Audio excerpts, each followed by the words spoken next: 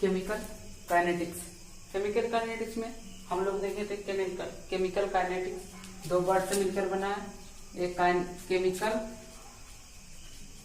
Chemical दूसरा kinetics.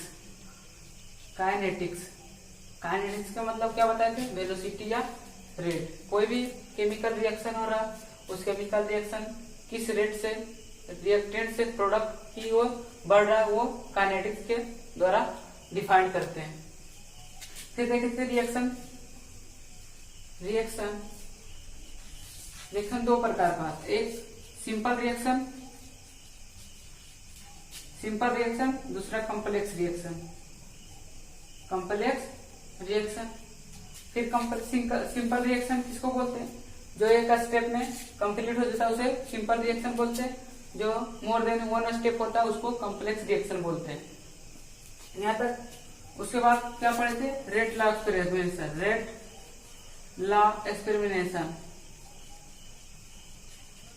It is directly proportional to initial concentration of the reactant of a reaction.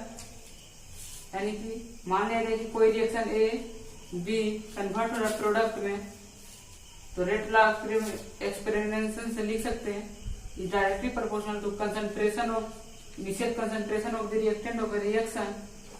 Experimental value है data into concentration of the power y. यहाँ x order of reaction with respect to A concentration है, यहाँ y है order of reaction with respect to y. इस reaction का order y के respect concentration B के respect में y है और कंसंट्रेशन ए के रिस्पेक्ट में एक्स है टोटल। और इस प्रोपोर्शनलिटी कांस्टेंट को हटाते तो एक के आता है, K into concentration of A के power x into concentration of B के पावर बाय। इसको बोलते हैं रेट लॉ एक्सपेरिमेंटेशन। और एक्स प्लस बाई जब दोनों का पावर ऐड करते हैं तो एक्स प्लस बाई यहाँ पर कहलाता है total order of reaction.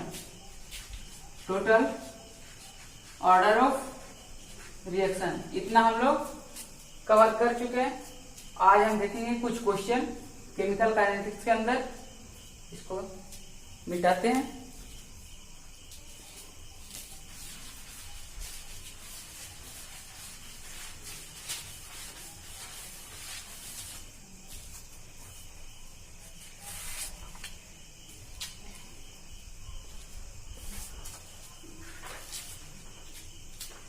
Question है 3A कन्वर्ट हो रहा है प्रोडक्ट में फाइंड एक नंबर में रेट लॉ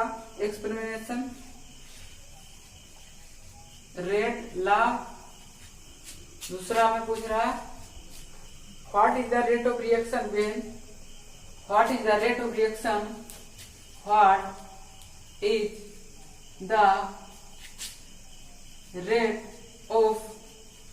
रिएक्शन when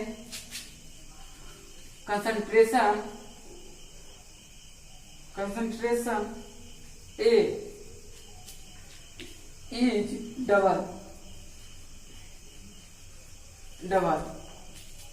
क्या कह रहा, कोई रिएक्शन है प्रोडक्ट में कन्वर्ट हो रहा, तो रेट लॉ एक्सपेरिमेंटेशन क्या होता है, rate law experimentation K into concentration of a simple reaction है, एक सिंपल क्योंकि रिएक्टेंट से प्रोडक्ट की ओर फॉरवर्ड कर रहा है, तो ये सिंपल रिएक्शन हो गया। तो क्या बोले थे, जो सिंपल रिएक्शन जब होता है तो ऑर्डर वही होता है जो स्टोइकियोमेट्रिक कोफिशिएंट होता था। स्टोइकियोमेट्रिक कोफिशिएंट कितना 3, तो कंसंट्रेशन ऑफ ए की पावर 3 हो गया। इसको एक नंबर का आंसर मिल गया। इसको इक्वेशन फर्स्ट मान लेते हैं, दूसरा को सोल्व करने। दूसरा क्या, what is the rate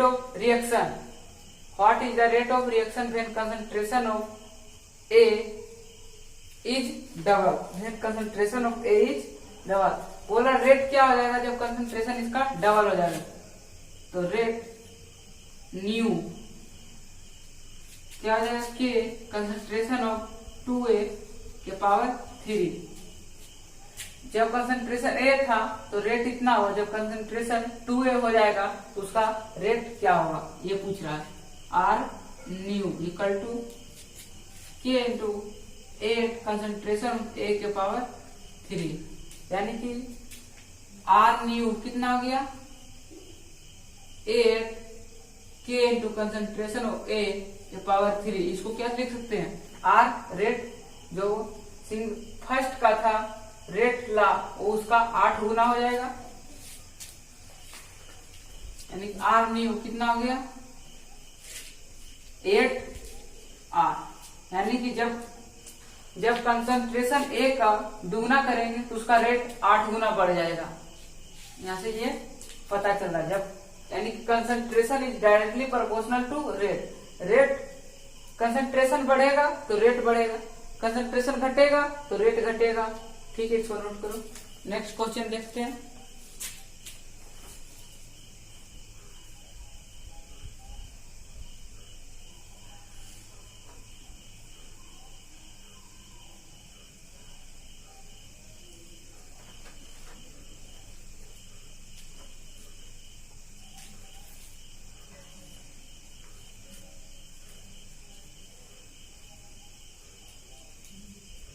unit of rate constant देखते हैं। Unit of rate constant,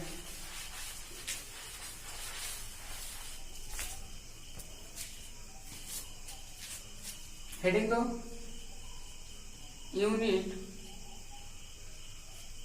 of rate constant, rate constant rate बराबर क्या है K into concentration of four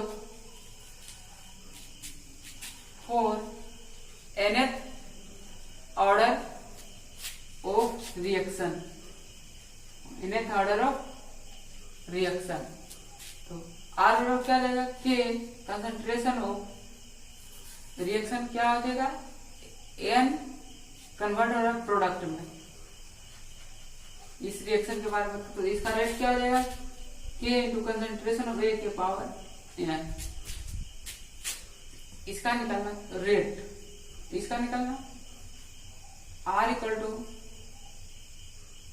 के, इसको क्या लिख सकते हैं कंसंट्रेशन को mole by volume, mole by volume के पावर एन। रेट है सेकेंड हो जाएगा,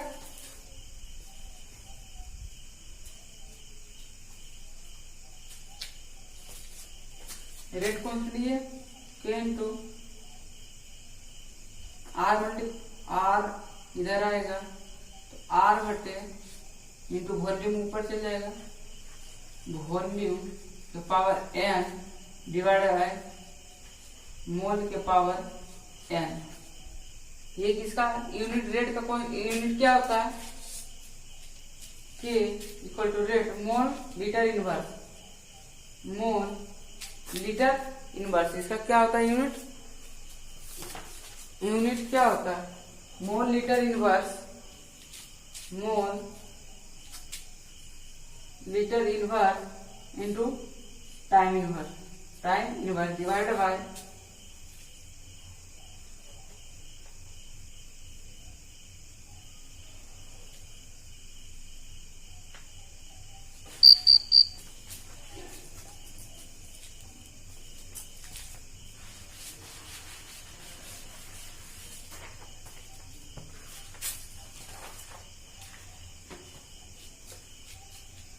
के equal to r upon k, r upon A की कंसंट्रेशन के पावर एन। तो के इक्वल टू इसका क्या आता है mole litre inverse into time inverse divided by mole litre inverse, mole litre inverse के power n. K equal to mole litre के पावर इनवर्स के पावर यानी कुछ one minus n equal to time inverse. ये rate constant का unit हो गया, ये रेट कांस्टेंट का यूनिट हो गया। यूनिट ऑफ रेट क्या है, यूनिट ऑफ रेट क्या है यहाँ पर लिख देना है unit of rate constant is कितना आ गया mole litre inverse power 1 minus n equal to time inverse. इसको नोट करो।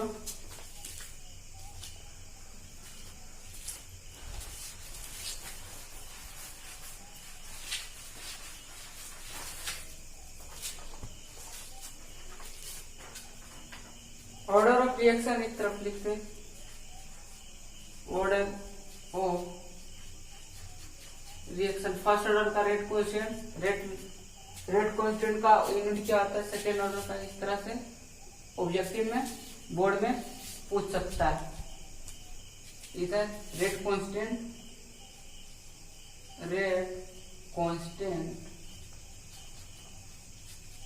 के का value unit of rate constant, unit of rate constant. Zero order पे देखते हैं, जीरो ऑर्डर तो n बराबर 0 रखते हैं। सेकेंड ऑर्डर पे, फर्स्ट ऑर्डर पे देखते हैं, फर्स्ट ऑर्डर जीरो ऑर्डर को n बराबर 0, फर्स्ट ऑर्डर के n बराबर 1। सेकेंड ऑर्डर का देखते हैं, सेकेंड ऑर्डर सेकेंड तो n बराबर 2। थर्ड का देखते हैं, थर्ड ऑर्डर का तो n बराबर 3। इसमें रखना k का यूनिट क्या मिला है, mole litre inverse 1 minus n into time inverse. Zero order का बात करेगा तो n बराबर 0 तो यहाँ 1, इसका यूनिट क्या हो जाएगा, मोल लीटर इनवर्स टाइम इनवर्स।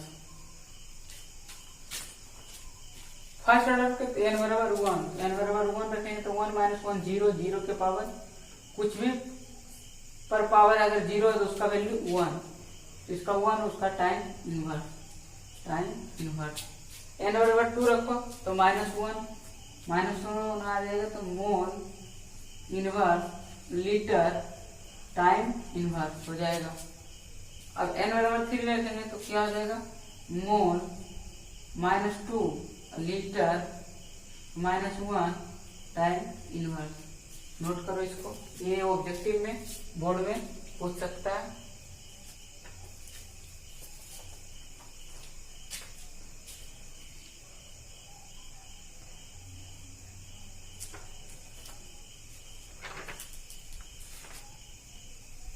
जैसे कोई रिएक्शन दे दिया,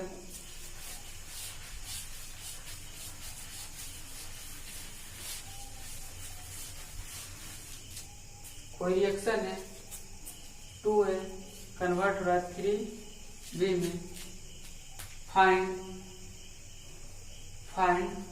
order of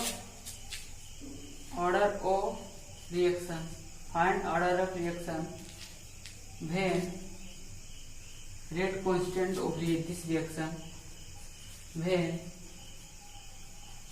rate constant of this reaction is कितना दे दिया, 0.986 टाइम सेकेंड इनवर्स। बोल रहा कोई रिएक्शन है, उसका order reaction of order of reaction ज्ञात करना जब कि उसका रेट कांस्टेंट दिया है। देखो सॉल्यूशन, रेट कांस्टेंट कितना दिया है, 0.986 सेकेंड इनवर्स। चूंकि हम जानते हैं कि फर्स्ट ऑर्डर का यूनिट क्या आ जाता है, be know that first order of unit of rate constant unit of rate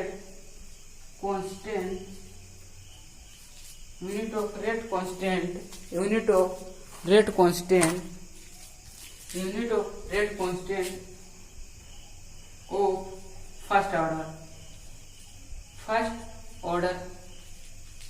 तो के बराबर क्या हो जाता है, इसका यूनिट क्या होता है, सेकेंड इनवर्स। टाइम रहेगा जो ईयर रहेगा तो ईयर इनवर्स, सेकेंड रहेगा तो सेकेंड इनवर्स, मिनट रहेगा तो मिनट इनवर्स।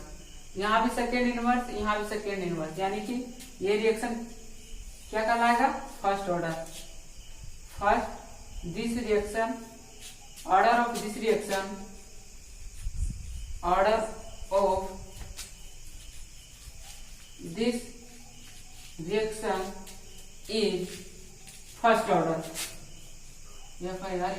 फर्स्ट ऑर्डर, समझ में आया। देखो क्या बोल रहा है, बोल रहा है कोई रिएक्शन है, find order of reaction when rate constant of reaction is 0.986 second inverse है, तब उसका ऑर्डर ऑफ रिएक्शन निकालना है। सॉल्यूशन इसका देखते हैं। रेट कांस्टेंट कितना दिया, 0.986 सेकेंड इनवर्स, और चूंकि we know that unit of rate constant of first order reaction, first order reaction कितना होता है, second inverse.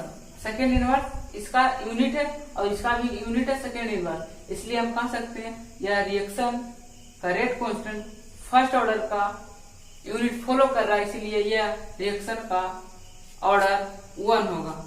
Order of this reaction is 1 होगा। कोई दिक्कत, इसको नोट करो।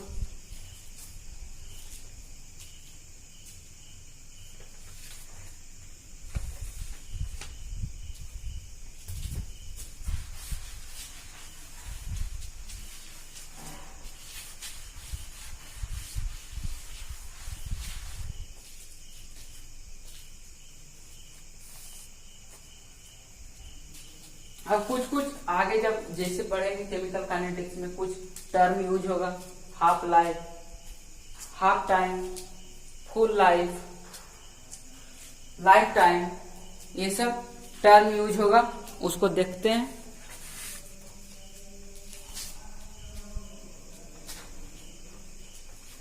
सम इम्पोर्टेंट टर्म,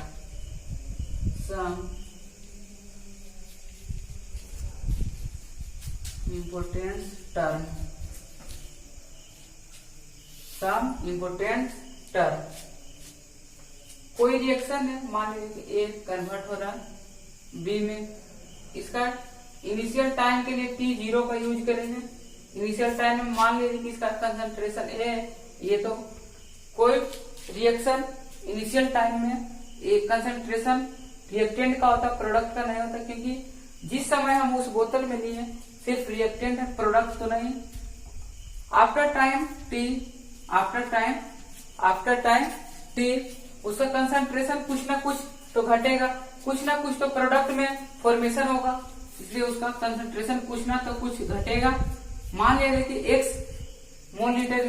मोल प्रति लीटर घट गया तो ए नोट माइनस x हो गया, और एक कितना प्रोडक्ट फॉर्म होगा, जितना रिएक्टेंट का पार्ट घटा है, तो रिएक्टेंट का पार्ट कितना घटा, x, तो x फॉर्म होगा।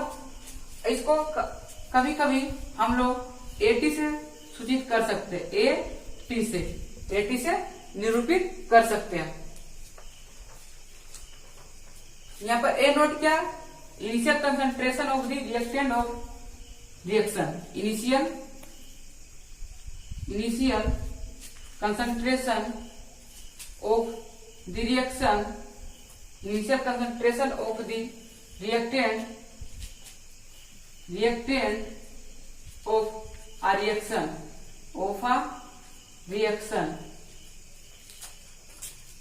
AT क्या, concentration after time T, concentration of reactant after time T. कोई दिक्कत,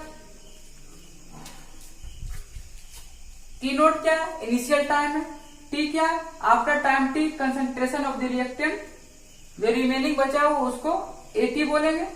प्रोडक्ट कितना फॉर्म करेगा, जितना कंसंट्रेशन रिएक्टेंट का घटेगा उतना ही प्रोडक्ट का फॉर्म होगा। कोई दिक्कत? इसको नोट करो।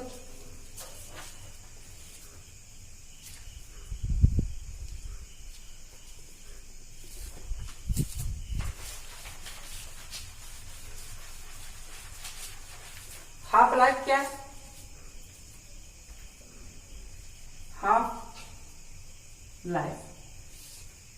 हाफ लाइफ क्या? Time in which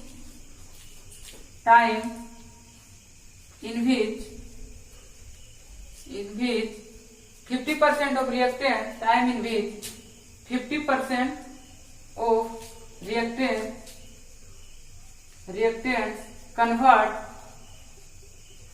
convert into product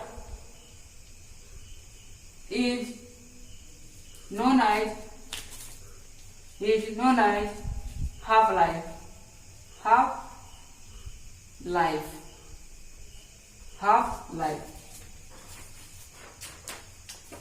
It is denoted by T half. It is denoted by T half.